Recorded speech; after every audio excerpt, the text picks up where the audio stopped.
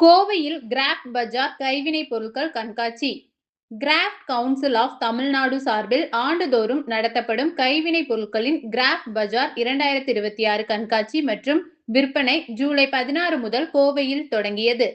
Kovai Avinashi road Suguna கல்யாண மண்டபத்தில் துவங்கும் இக்கண்காட்சி ஜூலை 21 வரை 6 நாட்கள் நடைபெறும். இந்த கண்காட்சியில் இந்தியாவின் பல்வேறு மாநிலங்களை சேர்ந்த கைவினை கலைஞர்கள், நெசவாளர்கள் மற்றும் பாரம்பரிய கலைப்பொருட்கள் தயாரிப்பாளர்கள் தங்களது படைப்புகளை காட்சிப்படுத்தி நேரடியாக விற்பனை செய்ய உள்ளனர்.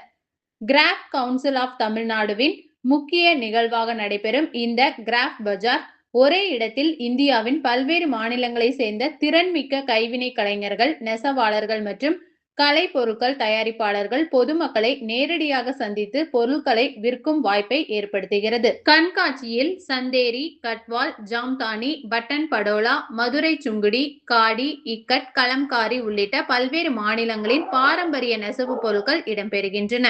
மேலும் மூங்கில் மற்றும் பிரம்பு கைவினை பொருட்கள், மண்பாண்டங்கள், ப்ளூ பேட்டரி, டோக்ரா, உலோக கலைப்பொருட்கள், பித்தளை பொருட்கள், மரச் சிற்பங்கள், தோல் பைகள், ராஜஸ்தானி மர ஜாமான்கள் உள்ளிட்ட ஏராளமான கைவினை பொருட்களும் விற்பனைக்கு வைக்கப்பட்டுள்ளன.